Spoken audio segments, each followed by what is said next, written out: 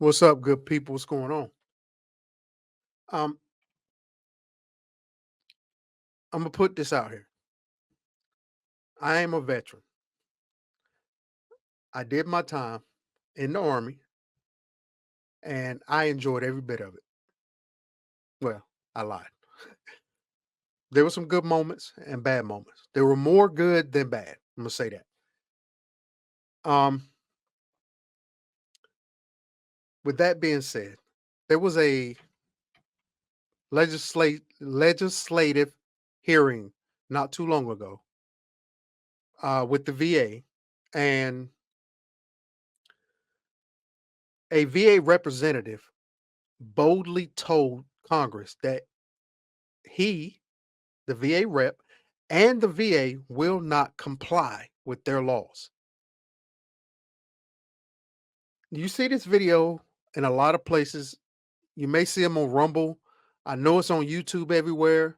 Um, and they show this guy actually saying this, that he's not going to comply. Well, in this video, I want to show you what I think the reason why he was so bold in saying that and said it with confidence. It's because there's somebody backing him and VA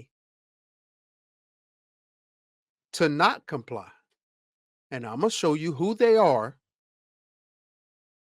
And if you are from their state, you deal with this, because this is messed up that men and women can volunteer their time, their bodies, their mentalities, everything for their country.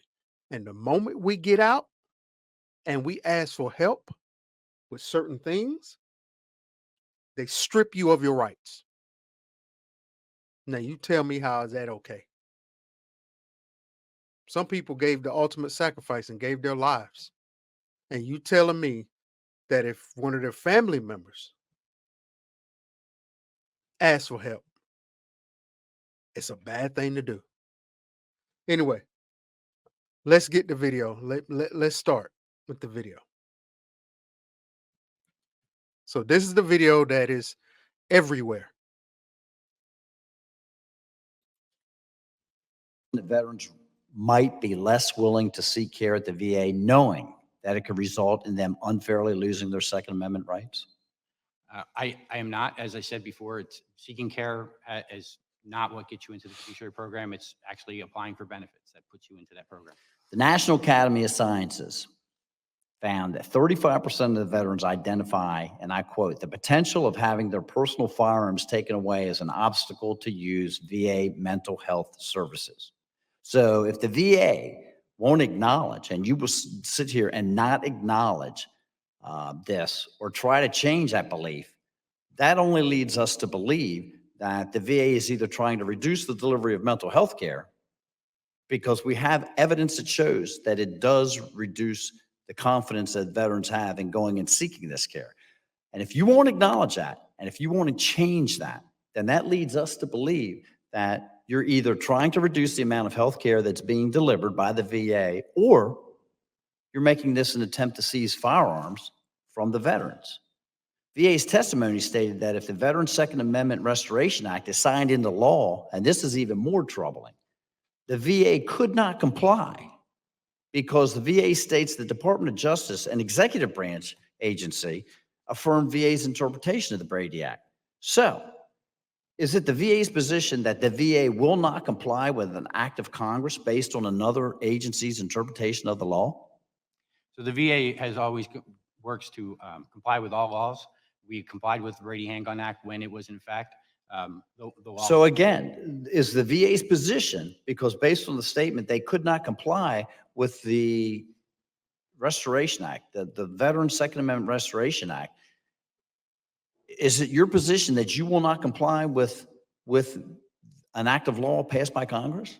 Yes, sir. I guess based off of what you have in testimony, yes, sir. That you would not comply? Yes, sir. Well, I'm glad everybody hears that. So that is the video that's going everywhere. You see what the guy, you seen him, see what he looks like, you heard what he said. You heard what Mr. Rosendale said. Is it your standing that you will not comply with what we, Congress, puts out? And he said, yes. Now, that's the video. I want to show you. Hold on. Let me finish this. On the record that the VA is going to refuse to comply with, regardless of what we actually pass here, including questions that Representative Self was just asking in view of the Chevron Act being passed. Mr. Chair, I have just a couple more questions, but I think that Mr. Friel has incriminated himself and the VA that they're Mr. not Friel- they're going to have complete disregard for what we're going to do anyway. So Mr. I Friel, would you're yield back. very well aware of how you just answered the congressman's question, correct? So, as I said, it's in our testimony that we would have trouble complying with that law. As I said, Mr. Friel, you're very well aware of how you answered the congressman's question. yes, sir. Well, y'all heard that. Now, let me show you why I think he was so bold to say that. Stand by.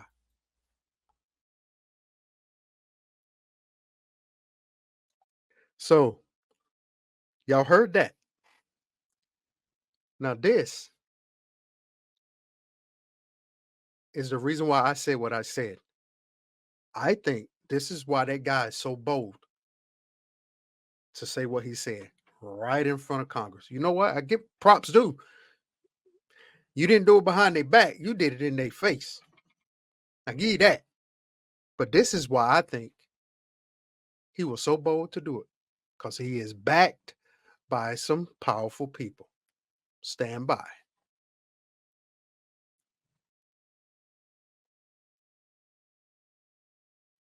Mhm. Mr. Ramirez, you ready? Thank you, Chairman. You're recognized for And 5 minutes. Thank you, Chairman and Ranking Member Pappas. And thank you for the witnesses for being here today. I want to begin by reaffirming my commitment to legislating with the goal of preserving life, and that being our ultimate priority. We've all heard time and time again that suicide by firearm is one of, if not the leading cause of veteran suicide. 155 veterans have lost their lives to suicide in Illinois, and 66.5% of these veterans lost their lives by firearms. The Veterans Second Amendment Restoration Act and the Safeguarding Veterans Second Amendment Rights to Act do the opposite of legislating with the goal of preserving life. In fact, these bills disempower the VA to use the tools they have to prevent veteran suicide. And an appeals process for names added to the NICS list already exists. These bills restrict the VA's ability to find other avenues to prevent harm by prohibiting the VA from seeking or participating in the state-level enhanced risk protection orders that have proven, and we know this, to be effective to prevent gun tragedies. And so I will say to you, at least on this side, that I won't be supporting any legislation that would potentially endanger the lives of veterans, and I certainly urge my colleagues to do the same here. So let me get Now, this upsets me a lot because the word she is using is the same verbiage that they are using to disarm other Americans for safety of others or safety of people offing themselves. You can't control that, but that's what they believe. And this is the Democrat side. Again, not again. I am not Republican or Democrat. I am in the middle. I used to be a Democrat. This is why. This is one of the reasons why I got out of the Democratic Party, because they are no longer the original. They have turned into something else. Just look at their new name now. Democratic Socialist Party is what they're calling themselves now. I'm sorry. I went on a tangent. Let me bring it back. This lady right here is part of the problem. It's for the safety. If you are in her state, I think she said Illinois, vote her out. She is the problem. She's one of the problem. I want you to hear what else she has to say. Bear with it. It may hurt your stomach if you are a veteran, or you know a veteran, or you are a family member of a veteran. This is going to hurt your stomach, but she ain't the only one. So stand by. Questions here. Mr. Friel, you've been on the hot seat, at least certainly since I got here. I want to start by asking you, what are some of the most common reasons for the VA determining that a veteran is mentally incompetent, such so that they need a fiduciary and should be prohibited from purchasing or possessing firearms? So the majority of the individuals that are found to be put into the fiduciary program are based off of medical evidence. Where a physician says that the individual does not have the ability to manage their affairs, and they indicate what physical condition that might, or what physical or mental condition might impair them. As far as the specifics, we are currently doing a data research on that, so I don't have that answer readily available about what specific disabilities are the highest cause. And so let me follow up with you. I want to talk a little bit more about this Veteran Second Amendment Rights Act. The language in the Safeguarding Veterans Second Amendment Rights Act prohibits the VA employees from participating in proceedings relating to a state gun confiscation law. And many states have implemented domestic violence restraining order laws that authorize or require the removal of a firearm from the person subject to the order. So what she's talking about is called red flag laws. That's what she's referring to. Meaning, anyone that deems you as a problem, or they fear that you may do something, and they know you own a weapon, they can report you, and your guns can be stripped from you. They don't have to tell you who it is. They don't have to tell you why. They will come and get your weapons, and they will take them from you. Then you got to prove to them that there's nothing wrong with you and you can get your guns back. Which, in order to get your tools back, it may take 6 months, a year, 2, 3 years. You never know. You know what? I can't play no more of her because that it pisses me off. But I want to see. I can't even talk right now. I'm sorry, but that upsets me because I've had a friend that had it. He's not here anymore, and for his sacrifice, this is what we get.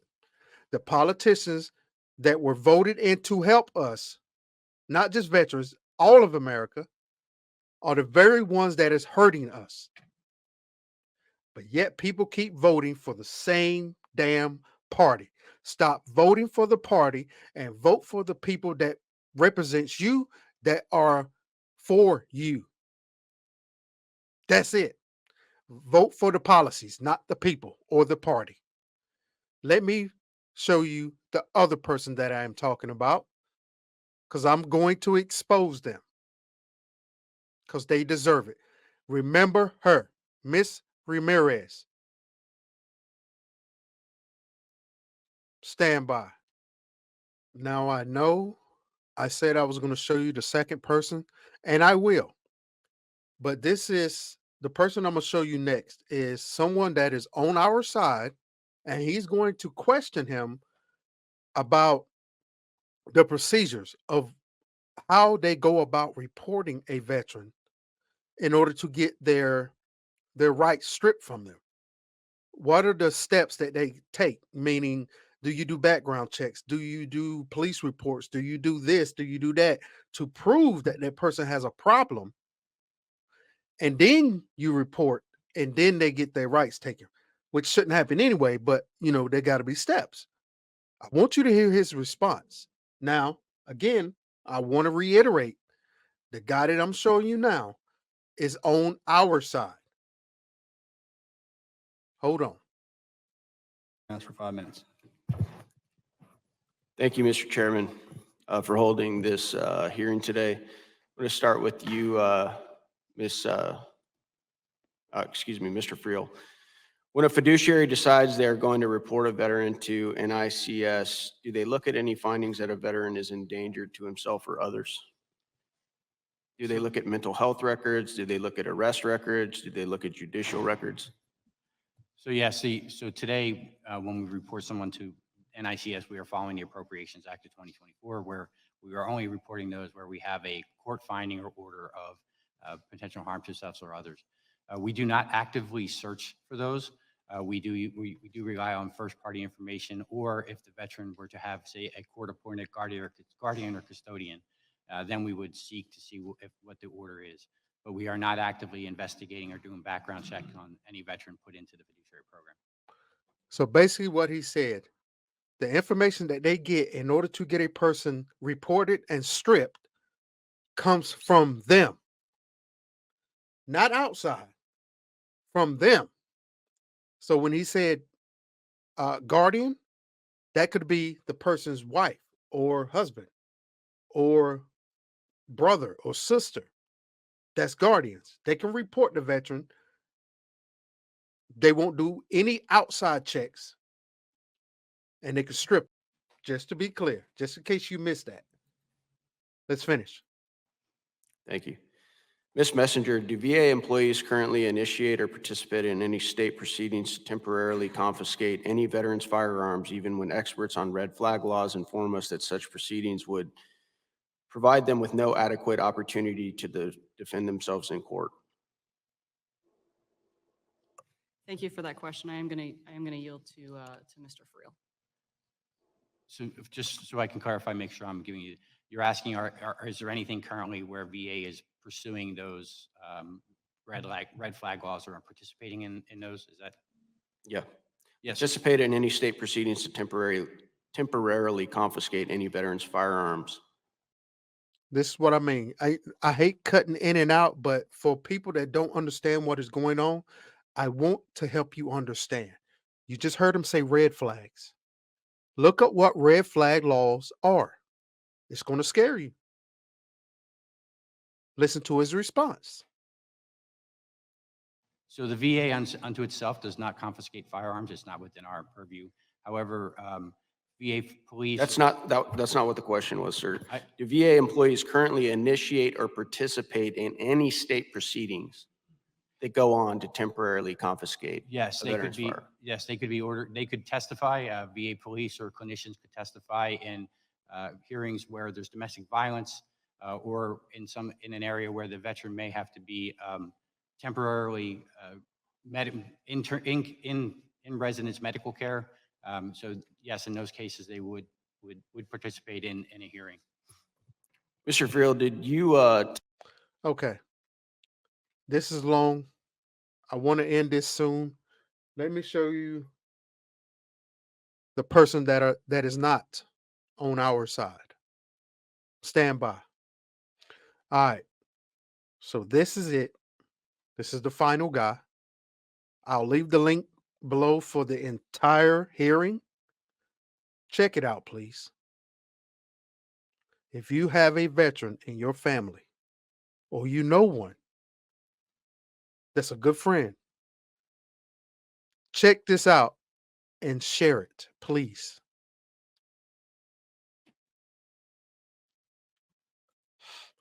I'm glad we are progressing on a bipartisan basis for a good percentage of these bills. I think that's what this committee does so well, is take care of the men and women who are willing to put on a uniform and take care of us. I would be Bullshit. remiss today, though, if I didn't register my concern over two of the bills today. The Veterans Second Amendment Restoration Act and Safeguarding the Veterans Second Amendment Rights Acts. The reason I register concern over these is I'm afraid they're going to put veterans' lives in danger. Right now, 18 veterans a day die by suicide, 13 with a firearm. We cannot divorce ourselves from the reality of this topic, or the reality of the fact that the most at-risk group for suicide in this entire country are men over 50 who served in the military and own a firearm. The VA already provides an avenue for appealing the decision if a veteran is wrongfully placed on the NICS list. Wrongfully placed on the NICS list. Wrongful. We shouldn't be on the list anyway. None of these people up here, none of these politicians that are saying that it's for safety of us, none of them have served. None of them have put that uniform on. None of them have went to foreign countries and fought in foreign wars. They haven't done any of that. But yet they can say stuff like this. You tell me how that is fair to us. This pisses me off on on levels you can't imagine because I have done it just to get back here and get your rights stripped from you is sick. And he had the audacity to say, we here to serve the men and women that served us. I don't know if his definition of serving is the same as everybody else's, but it doesn't look like that. I'm not going to play this whole thing because this thing is already long, 21 minutes. But remember his name. Remember his name. And remember Miss Ramirez. They say they're for us. And both of them are talking the same language for the safety of us. That's the language they always use. Then they strip you. Now they have the power because you can't fight back. People, wake up. If you know a veteran, share this. You don't have to share my video. Share the link that I'll leave below for this hearing so they can see it for themselves. So they can see what's going on. When they file for benefits, they wonder why it takes so long. Or they go in to see somebody and then all of a sudden they're getting all these emails to go see this person, to go see that person, to go do this and to go do that. Or send this to a veteran you know to keep them informed. All right, people. Take care of your families and stay true to the red, white, and blue. Peace.